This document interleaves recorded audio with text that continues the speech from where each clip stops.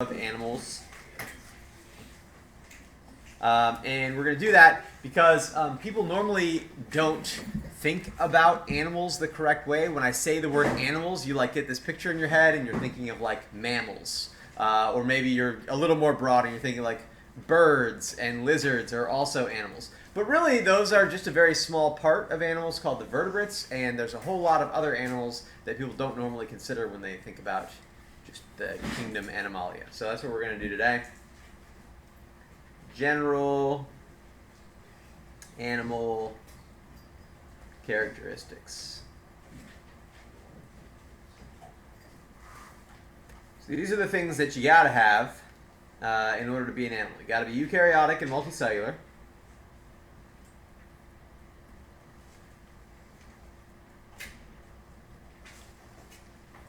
Okay.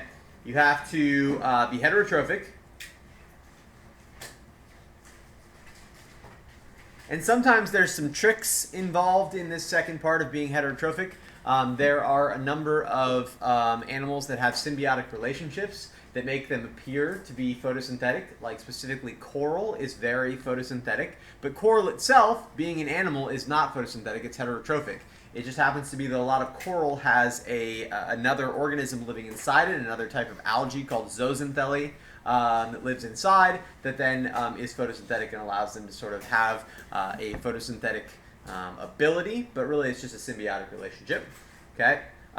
We know that there are no cell walls in animal cells, and we talked about how that is what breeds this misconception that is taught in earlier biology classes, that if you look at a cell and it has a cell wall, that you should be sure that's a plant cell. Well, not really, because we know that fungi have cell walls, and bacteria have cell walls, and archaea have cell walls. Really, it's just animals where you can be sure, if you look at it, that it's probably going to be an animal cell. Now, it might also be a protist, but there's a very good chance it's an animal cell if it doesn't have a cell wall. There's two characteristic tissues that are present in animals that are not present in other organisms, and those are nerve and muscle tissue.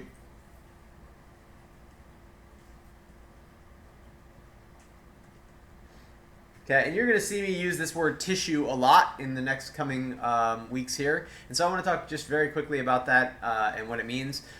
If ever you have a group of cells, different cell types that are working together, we call that a tissue. And then if you have different tissues that are working together, we call that an organ. Different organs that are working together, we call that an organ system. So it's just a way of, like, you know, having a hierarchy of systems within an organism. Okay, so tissue means multiple different cell types all doing the same general task, or combining their powers to do a general task. Okay. When we talked about taxonomy, we touched on the fact that there's a little weirdness that goes on with nerve and muscle tissue here. There's a type of animal that is classified as a non-true animal that doesn't have nerve and muscle tissue. And so the first division that we make within the kingdom Animalia are the Metazoans and the Eumetazoans. And so Metazoans are the animals, and then Eumetazoans are the true animals. Right? So if they're metazoans, they don't have to have nerve and muscle tissue, but the eumetazoans do. Okay, so metazoans are the exception and do not have nerve and muscle tissue.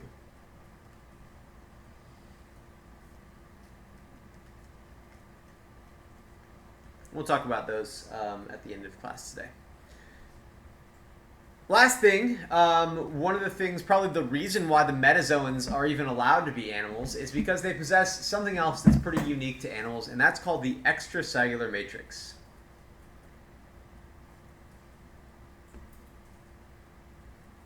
And the extracellular matrix is cool, and it's unique because all the other organisms that we talked about, plants and fungi, they are just sort of like masses of cells. So if you think about their structure, the only way that a plant makes new structure is by having cells sort of stack on top of each other. Okay, could be different cell types, but for the most part, it's just a solid mass of cells. Animals are not like that. Animals, the cells are much fewer and farther between than they are in fungi or in plants, because there's this stuff called the extracellular matrix. So for instance, let's take bones, for example. Bones are part of your body, correct? So they're animal parts, okay? Are bones made of cells? Yes, there are some bone cells called osteocytes. However, the vast majority of your bones are not cells, okay? The entire purpose, the entire life of these osteocytes is to secrete extracellular matrix, sort of like this conglomeration of proteins that will then become calcified, that can become bone, okay? So the bone itself, most of what we think about as bone is not actually cells. It's just extracellular matrix that's been secreted by a select number of cells within the bone. Okay? So again, this is a very sort of unique concept that exists in animals, and so we can say that extracellular matrix is like a network of proteins outside the cell.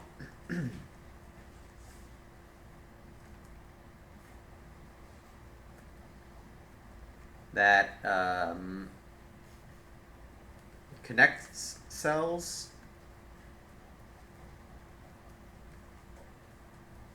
and provides structure in animals.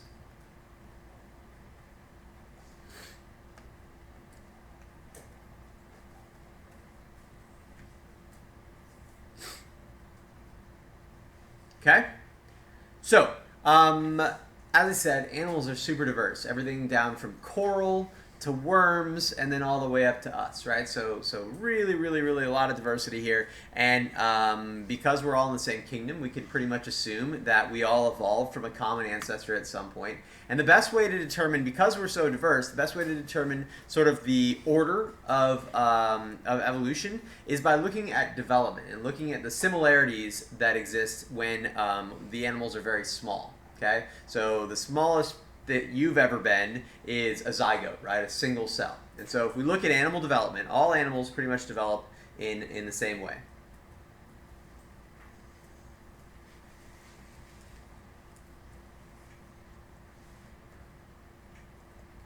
Okay, and animal development looks something like this.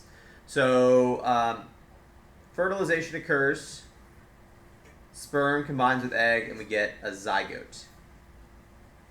Okay, that zygote then undergoes a very specific type of cell division called cleavage. And what happens in cleavage is that there is cell division without cell growth in between, so no G2 phase ever, and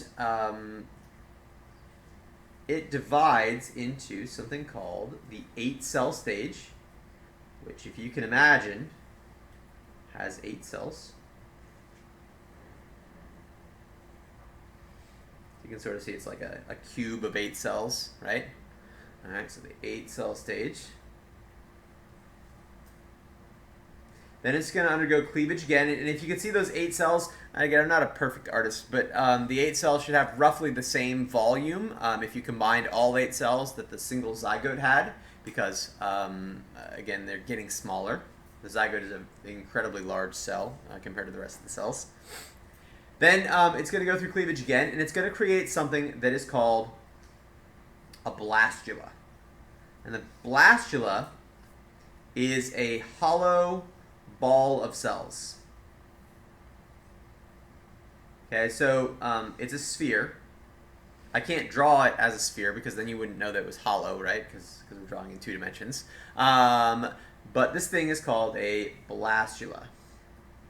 Now, the number of layers, so this has a single layer of cells, right, that's creating this. The number of layers is going to determine one of the things, how we figure out, or how we divide up the animals, okay? So if it has a single layer, that's nothing.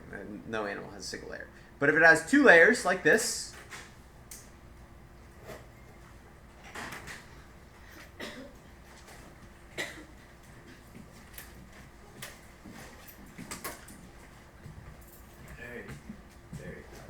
yeah? Were you wearing a hoodie all day? Just about. That seems like a bad plan on a hot day. It never comes off. Never. Alright. Take it easy, Mac. Alright, so if it has 2 layers like this, we would say that there are two separate what are called germ layers. That means Anthony came out, by the way. cool. That means that each of these is going to be able to divide into a different type of tissue or a different type of stuff, right? And so we would call this dipoblastic because it's a blastula that has two layers, dipoblastic, right? Or it could have three layers. So if there's another layer around, we would call that tripoblastic, right? So blastula with two layers is dipoblastic. Blastula with three layers is tripoblastic. And then the last thing that happens is that this blastula is going to undergo a process that's called gastrulation. And during gastrulation, what happens is it creates a pore or an infolded region within that sphere.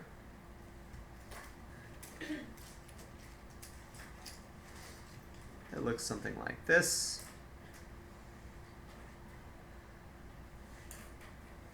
Okay, and then again, it was three layers. So this was the internal layer. Here's another layer.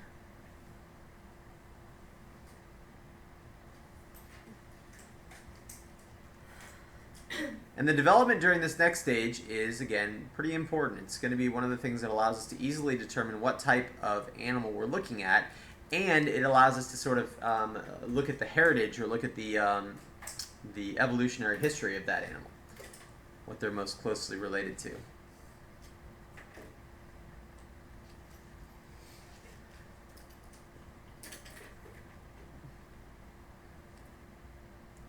So this is a stage that is called a gastrula. It's the gastrula stage. Okay. And then the actual pore that gets created there, that part is called a blastopore.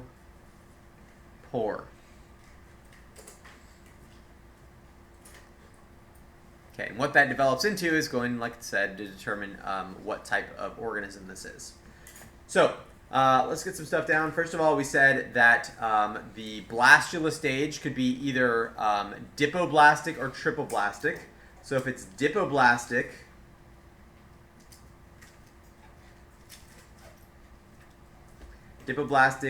organisms have two germ layers during the blastula stage.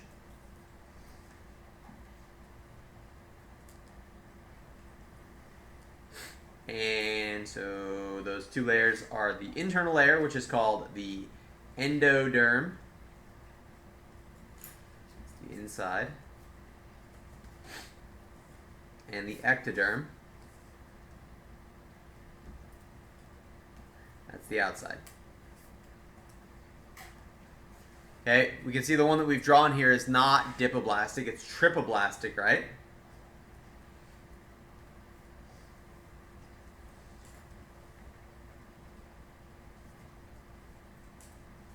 Those have three germ layers.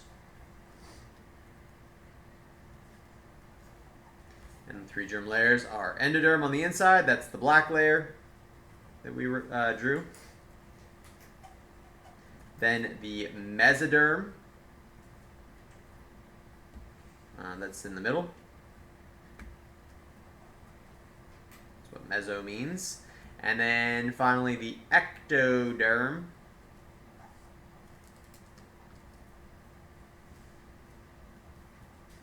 which is the outside layer. Okay, and the significance of this is that this is actually going to determine, these layers are going to determine what parts of the organism will develop. So like what parts will become the digestive tract, what parts will become the muscle tissue, what parts become the brain, what parts become the nerve tissue, so on and so forth.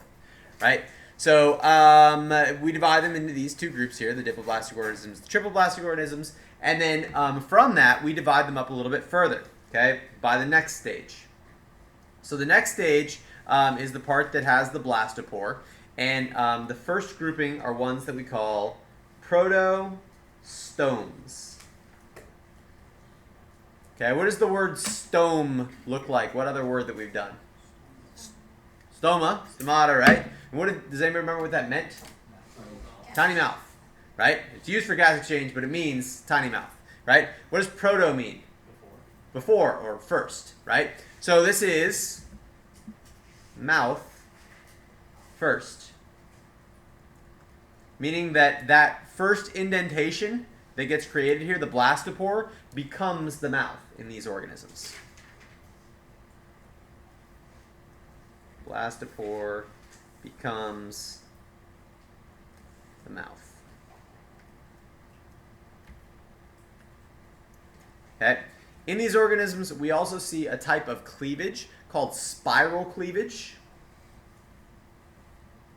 This is the cell division type, right?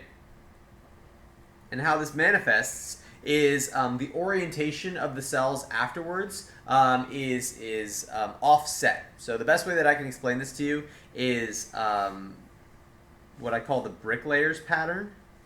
I don't know if it's got a better real name, but you know how when you see a brick wall, each layer is offset a half a brick from the previous layer, right? Like that. It's the same thing with the spiral cleavage. So in spiral cleavage, the previous layer is offset. And the best way that I can explain this when we're talking about the 8-cell stage, so if you have this as your bottom 2 cells, the top cell will rest in the middle like that.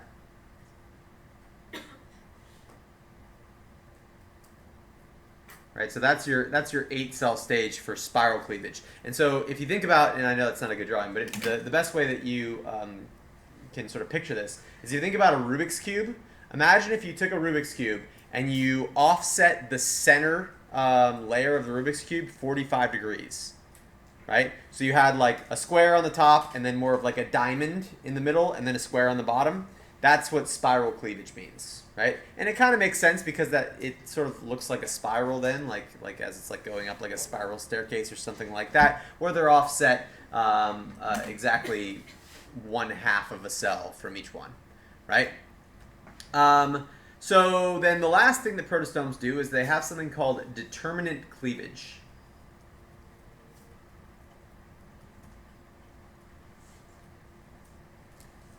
Which we'll talk about again in just a second, but if we were going to define determinant cleavage, all we would say is that determinant cleavage means that cell differentiation happens really early on in development.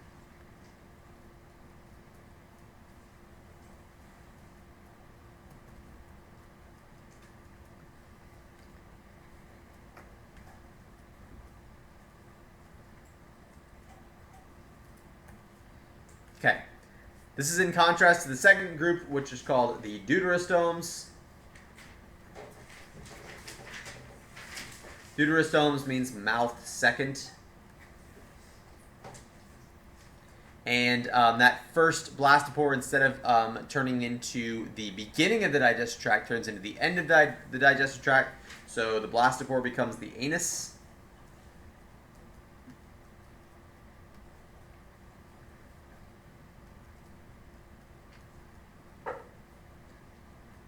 In contrast to spiral cleavage, they have radial cleavage, which means that they are just going to be stacked on top of each other. So if we're thinking about just cells, radial cleavage looks like this, okay, which makes the 8-cell stage look like the one that we drew up there.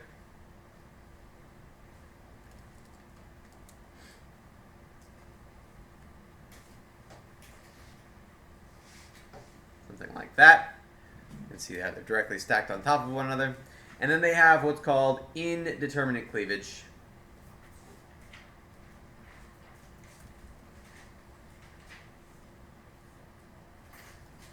Which means that cell differentiation takes place significantly later in development.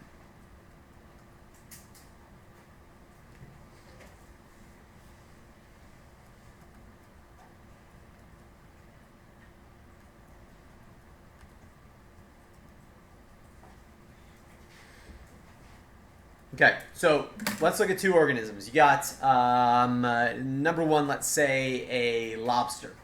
Okay, a lobster is a arthropod and it is a protostome.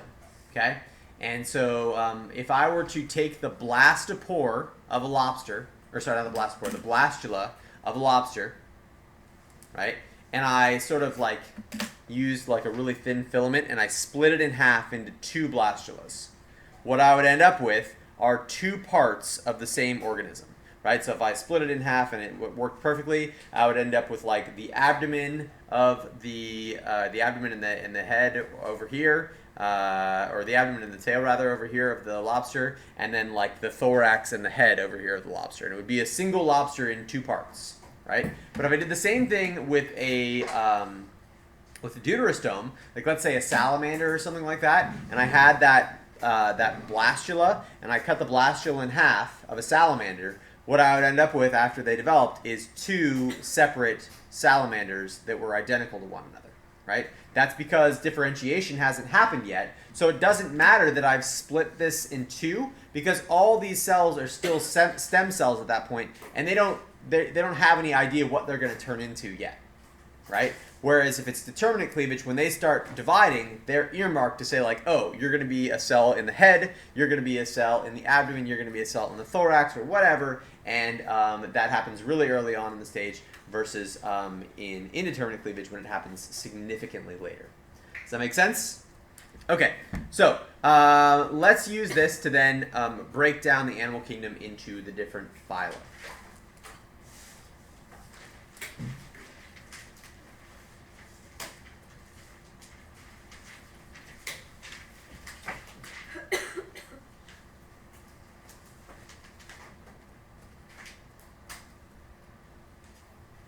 All right, so the kingdom is called animals, or animalia, right? And then if you remember from Unit 5, the taxonomic groupings are kingdom, phylum, class, order, family, genus, species. So the kingdom is animals, and we're going to break down animals into the different phyla of animals, okay? And we're going to do that using the stuff that we just talked about. So the first step is the breakdown between the Metazoans and the Eumetazoans. So on one side, you're going to have the Eumetazoans. And on the other side, you're going to have the Metazoans.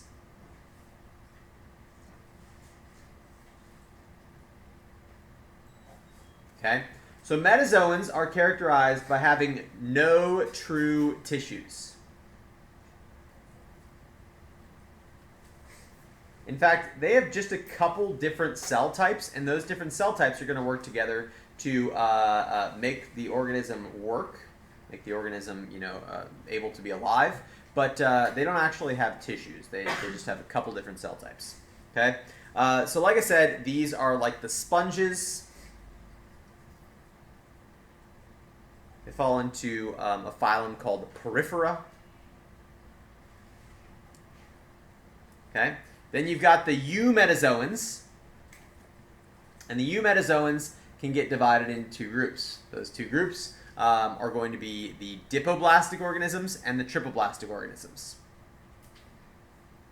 So we'll go down here, we'll make these the dipoblastic organisms.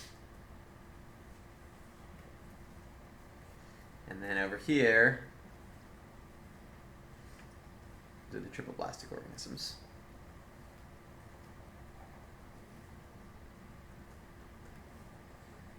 Okay? So dipoblastic organisms, there's only one of them, only one phylum that falls into here, and those are the Cnidarians. That is a silent C on the front of that. And the Cnidarians are your jellyfish and corals.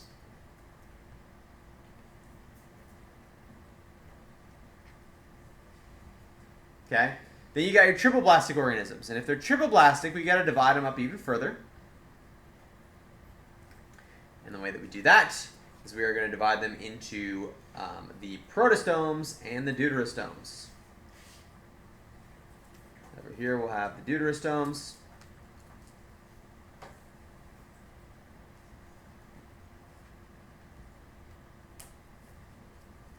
And over here we'll have the protostomes.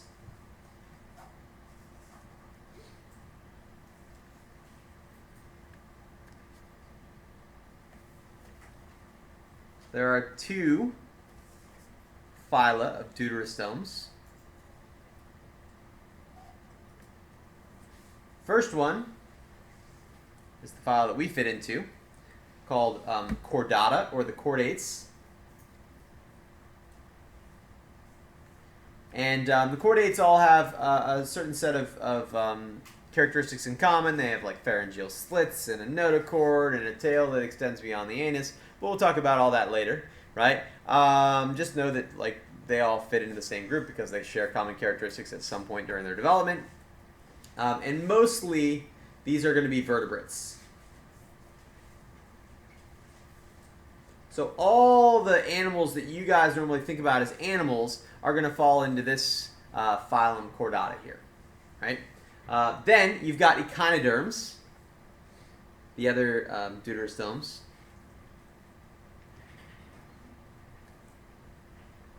Those are starfish and sea urchins and sand dollars. Okay.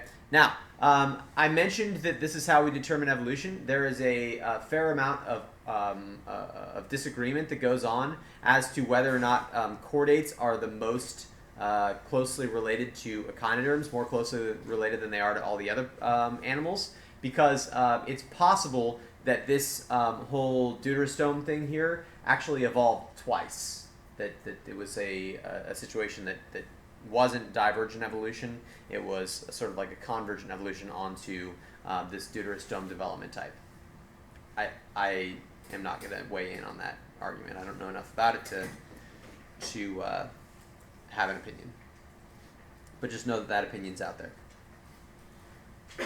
Then you got the protostomes. Lots of them. Okay, so the first ones, the most, or the simplest protostomes are called the Rotifers. Okay, and Rotifers you guys have probably seen. I've got pictures here to show you guys of stuff. So here's a Rotifer. If you look at like pond water and stuff, this is what you see floating around in pond water. Some of them are swimming, some of them are not. There are sessile ones that are constantly attached to stuff. This one looks like it's got a pretty good attachment to something, so it's probably sessile. They've got like a mouth on them. They've got antennae, right? They've got eyes, up to 6 eyes for each one of these. Yeah. Is that kind of like a barnacle? Barnacles are crustaceans, so no.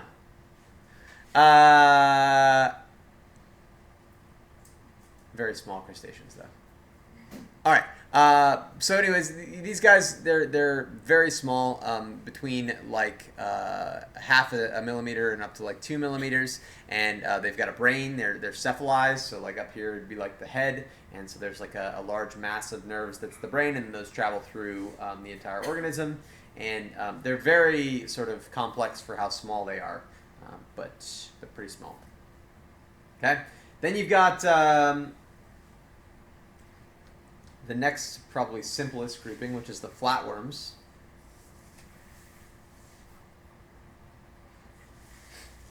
The technical name for flatworm is Platyhelminthes, right? You don't need to know that for any reason. And the most common type of them is called the Planarian. But Planarians they're like freshwater parasites, but they're ugly looking and not cool. So I got you a cooler looking one for your picture here, and that is this guy is a flatworm.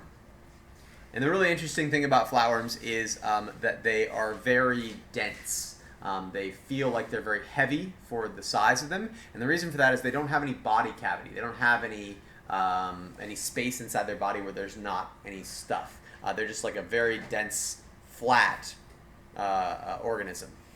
And they have to be because they get all of their oxygen through diffusion. So if they weren't flat, the oxygen wouldn't be able to get to the center parts of the body because it can't diffuse that far and with that much efficiency. So it has to be able to be flat so that it can have oxygen get into all the different cells that it needs. Okay. Then you've got the next group, which are the roundworms.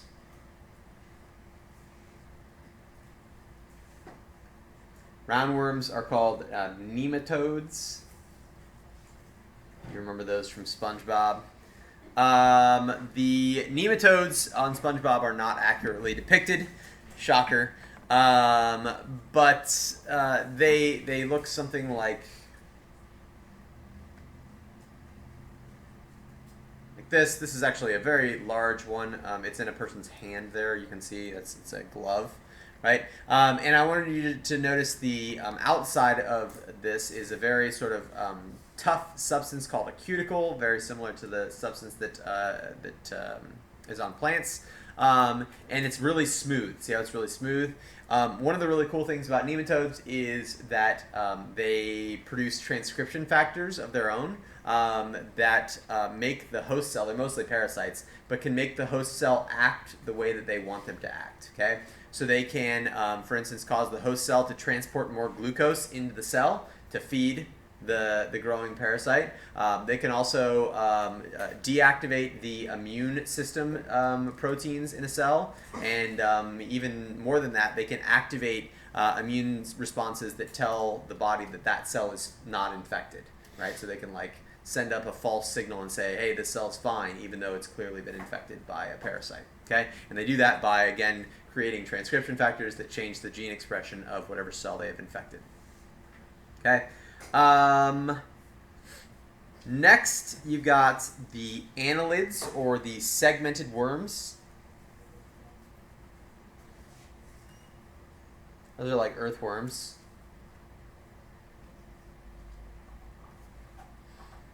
Okay, and I want you to notice the difference between the outside of this roundworm versus the outside of this segmented worm here. See how it's got a whole bunch of different lines on it? Because it's a segmented worm, an annelid, and therefore it should not be nice and smooth like that roundworm. It should be segmented, right?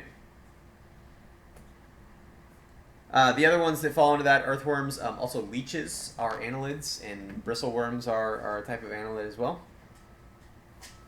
Then you've got a phylum called Mollusca, or the mollusks.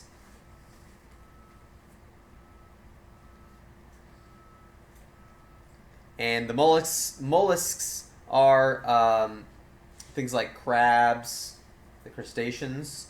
Sorry, not that at all. That's not. Those are arthropods.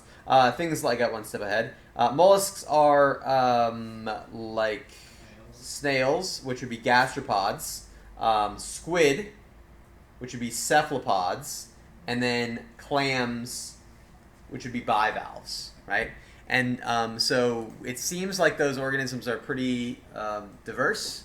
And there's this hypothetical ancestral mollusk that they call the ham, hypothetical ancestral mollusk, right? And that thing is had common characteristics of all these things. It had like a radula, which is the little like tongue that a snail uses to scrape algae off of stuff. It had a fairly large brain and a muscular foot, and maybe like a siphon of some type to allow it to filter feed. But you can see there's a large amount of diversity here when we go from something like this, which is a gastropod, right? It's got a shell, and then it's got this very sort of rudimentary head and these light-sensing eyes that's really, they can just sense light, they can't really see anything, versus this guy, which is called the chambered nautilus. It's a cephalopod, and so cephalopod has tentacles here, it's got a shell, it's got a very developed eye that allows it to see fairly clearly, and it can swim with a large amount of agility, and it actually hunts its prey. It's not just going to eat algae or anything like that. It's actually going to hunt down fish and kill fish and eat them. And then also there's this guy. This is a clam. Obviously that's a clownfish there in the middle. But it's in a clam. It's sort of hanging out inside this clam here. And the clam is a bivalve, meaning it's got two siphons, what's called an in-current siphon that sucks water in, and an ex-current siphon that shoots water out. And in the middle of those two siphons are the gills, and so not only is it passing water over the gills, but the gills also are adapted to sort of be like a really fine mesh so that it can collect any plankton and algae that's in the water and then feed off of that. They're filter feeders. This clam also has a foot, a muscular foot that it can extend and push itself around, so they're not all sessile. It's not attached to anything. It can move around as much as it wants. And that foot is very similar to the body of a snail, right? The last grouping is called the Arthropods. And the arthropods are things like crabs, that are crustaceans, things like insects, and finally the spiders, or the arachnids, right? So also with spiders would be like scorpions are also arachnids, and then you got all your insects. There's also another group in there called the myriapods that are like your millipedes and centipedes, right? And so, if we look here, they're named arthropods because, I think we talked about this before, arthro means jointed, right? And so if we look at the legs, and pod means foot or leg, and you can see how they have joints on them, which allows them to bend, right? Here's a crab, a crustacean. Here's a arachnid, and you can see how it's got the joints on its legs here. Different amounts of joints for each of the specialized legs. And then here you can see this is a millipede. We talked about millipede being in the family, another class, Diplopoda, right? Because they have 2 pairs of legs per body segment, right? That. Yeah, so you can see here that there's a lot of diversity within the animal kingdom. These are all of the phylums of animals, and we can also then very easily sort of distinguish what type of organism we're looking at here. So what type of cleavage does this 8-cell stage have? The ones that are right on top of each other? Radial cleavage, right? And so if it's radial cleavage, that means that it's a deuterostome, which means this blastopore is going to develop in the anus, into an anus. We also see that this is tripoblastic here, and so we can determine then that this organism right here will either develop into a chordate or an echinoderm, just by looking at that very early stage of development. Questions on that? All right, that's it.